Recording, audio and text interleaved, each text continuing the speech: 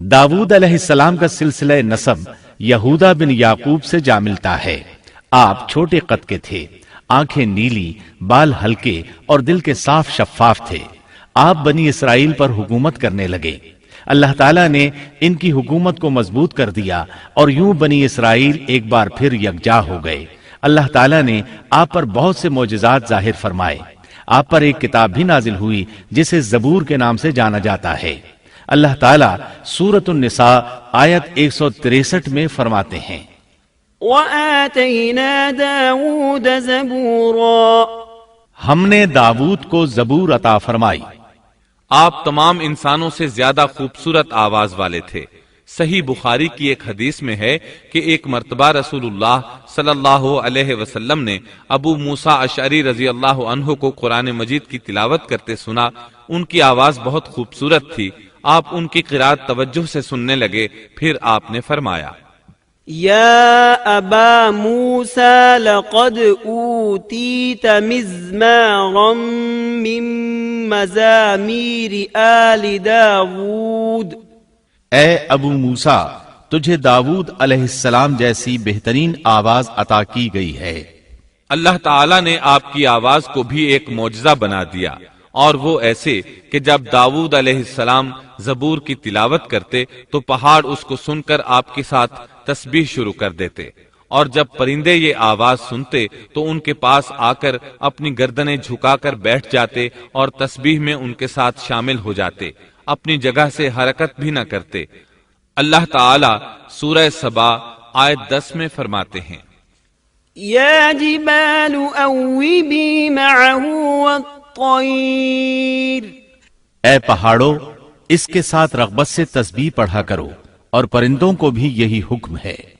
خود داود علیہ السلام کے بارے میں اللہ تعالیٰ کا فرمان ہے، واذکر عبدنا داود ذا الأید انه اواب، اور ہمارے بندے داود کو یاد کریں جو بڑی قوت والا تھا، یقیناً وہ بہت رجوع کرنے والا تھا۔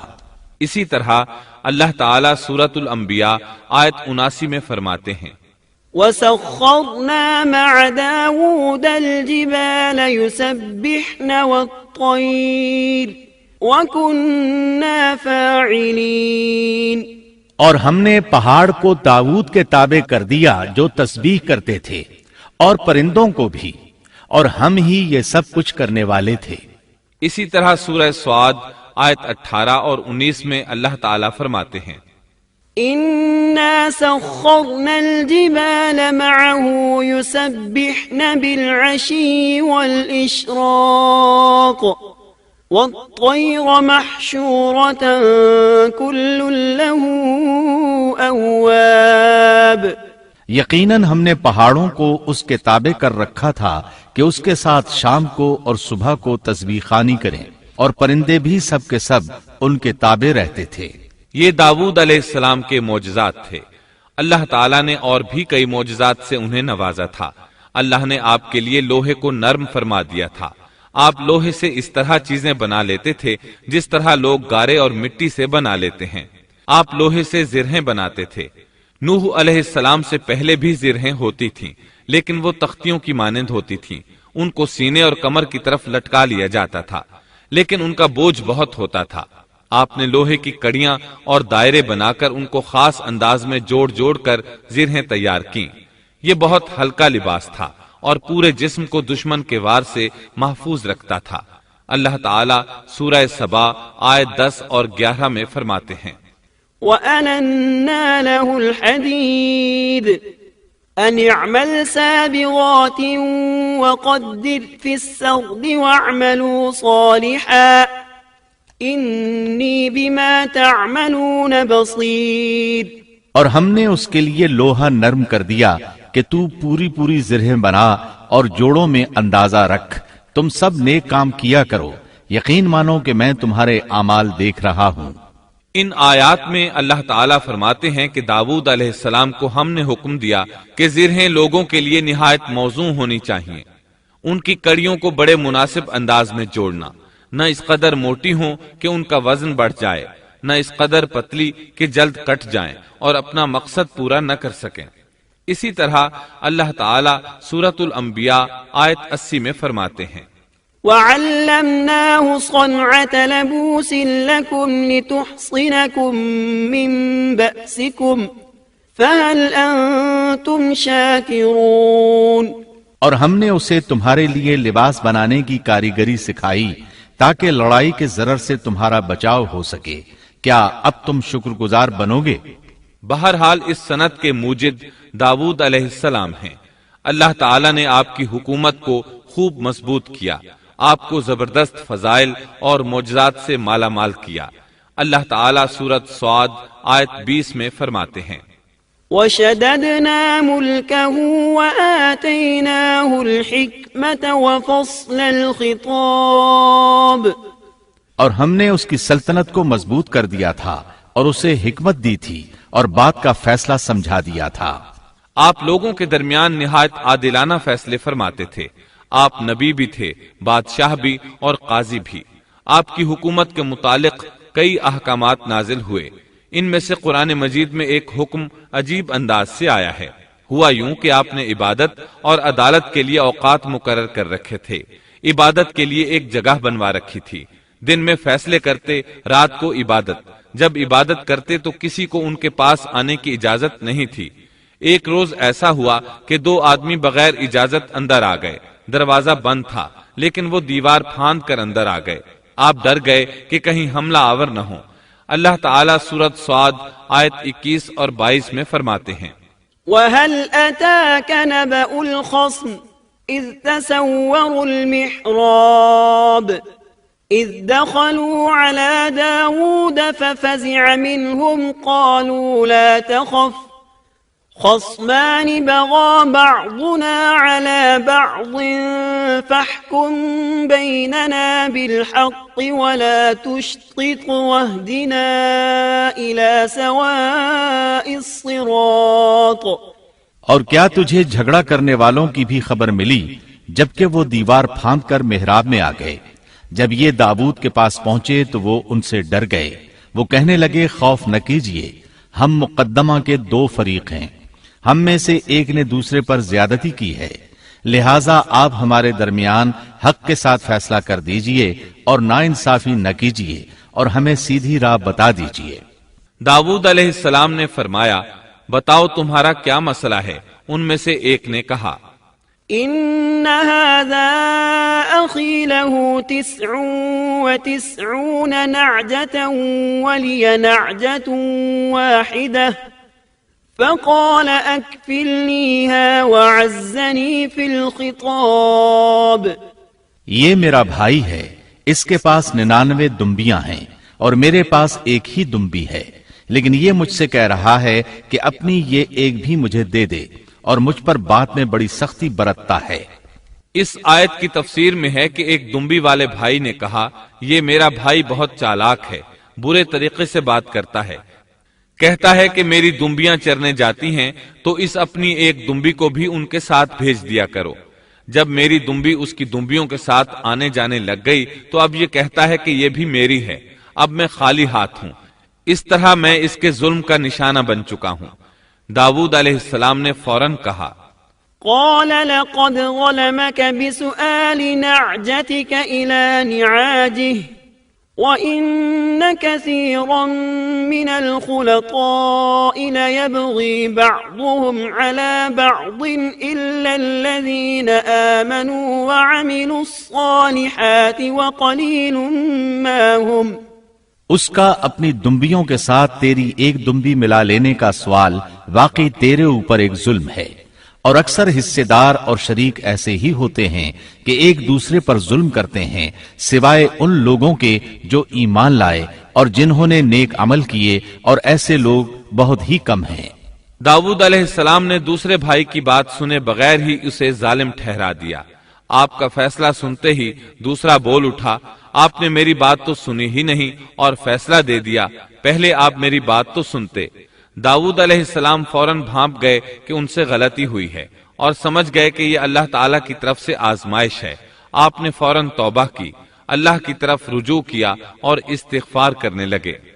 وظن داود أنما فتناه فاستغفر ربه وخر راكعا وأناب فغفرنا له ذلك وإن له عندنا لزلفى وحسن مآب۔ اور داود سمجھ گئے کہ ہم نے انہیں آزمایا ہے، پھر تو اپنے رب سے استغفار کرنے لگے اور عاجزی کرتے ہوئے سجدے میں گر پڑے اور پوری طرح رجوع کیا، پس ہم نے بھی ان کا وہ قصور معاف کر دیا، یقیناً وہ ہمارے نزدیک بڑے مرتبے والے اور بہت اچھے ٹھکانے والے ہیں۔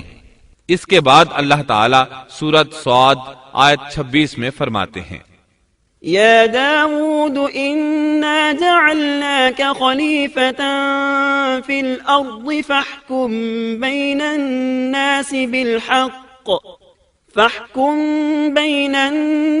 بالحق ولا تتبع الهوى فيضلك عن سبيل الله إن الذين يضلون عن سبيل الله لهم عذاب شديد بما نسوا يوم الحساب۔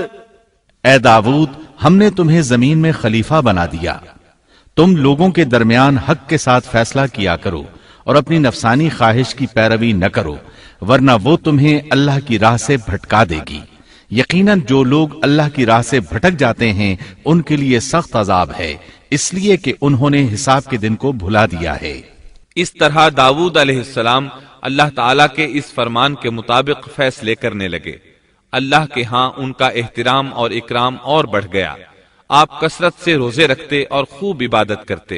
آپ اس وقت تمام انسانوں سے بڑھ کر اللہ کی عبادت کرنے والے تھے۔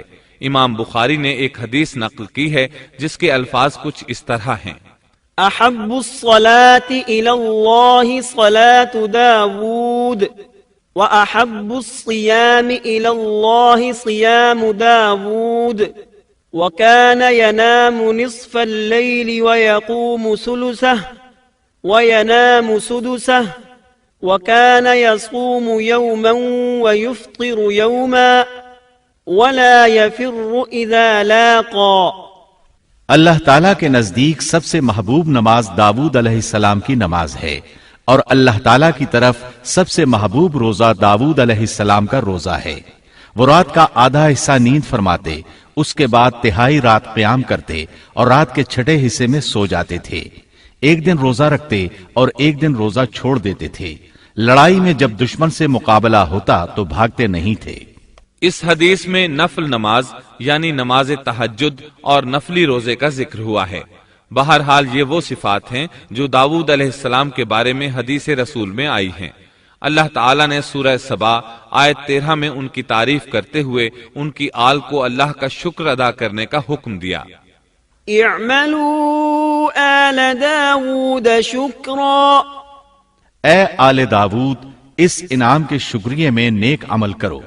داود علیہ السلام کی ایک صفت یہ تھی کہ آپ بہت شکر گزار تھے، اور ایسے لوگ کم ہی ہوتے ہیں، جیسا کہ سورہ سبا آیت 13 میں اللہ تعالیٰ فرماتے ہیں، وَقَلِيلٌ مِّنْ عِبَادِيَ الشَّكُورُ، اور میرے بندوں میں سے شکر گزار بندے کم ہی ہوتے ہیں۔ داود علیہ السلام میں جیسے دیگر بہت سی خوبیاں تھیں، وہاں ایک بہت عظیم خوبی یہ بھی تھی کہ وہ ایک بادشاہ ہونے کے باوجود ایک درہم بھی سلطنت کے بیت المال سے نہیں لیتے تھے۔ اپنا اور اپنے اہل و عیال کا بوجھ خود اٹھاتے تھے، اور اپنی محنت اور ہاتھ کی کمائی سے حلال روزی حاصل کر کے اپنے اہل و عیال کو کھلاتے تھے۔ داؤد علیہ السلام کی اس عظیم صفت کو نبی کریم صلی اللہ علیہ وسلم نے یوں بیان کیا ہے، صحیح بخاری میں ہے، ما اکل طعاما قط خیرا من ان یأکل من عمل یده وان نبی اللہ داود علیہ السلام كان يأكل من عمل يده۔ کسی انسان نے اس شخص سے بہتر روزی نہیں کھائی جو خود اپنے ہاتھ سے کما کر کھاتا ہے۔ اللہ کے نبی داؤد علیہ السلام بھی اپنے ہاتھ سے کام کر کے روزی کھایا کرتے تھے۔ بعض مفسرین بیان کرتے ہیں کہ داؤد علیہ السلام دعا مانگا کرتے تھے کہ اے میرے اللہ، کوئی ایسی صورت پیدا کر دے کہ میرے لیے ہاتھ کی کمائی آسان ہو جائے، کیونکہ میں بیت المال پر اپنا بوجھ نہیں ڈالنا چاہتا۔ تو اللہ تعالیٰ نے آپ کی اس خواہش کو اس فضیلت کے ساتھ قبول فرمایا کہ ان کے ہاتھ میں لوہے کو موم کی طرح نرم کر دیا، جس سے وہ زرہیں بناتے اور انہیں فروخت کر کے اپنے اہل و عیال کی کفالت کرتے۔ داود علیہ السلام نے کتنی عمر مبارک پائی، اس میں اختلاف ہے، چنانچہ اس کے متعلق مورخین کے اقوال کے علاوہ کوئی مستند بات نہیں ملتی۔ عبداللہ بن عباس رضی اللہ عنہما فرماتے ہیں کہ داود علیہ السلام کی وفات ہفتے کے دن اچانک ہوئی۔ وہ ہفتے کے دن مقررہ عبادت میں مشغول تھے اور پرندے قطارے باندھے ان پر سایہ فگن تھے کہ اچانک اس حالت میں ان کا انتقال ہو گیا۔ اس کے بعد آپ کے فرزند ارجمند نے امور سلطنت کو سنبھال لیا۔ یہ سلیمان علیہ السلام تھے۔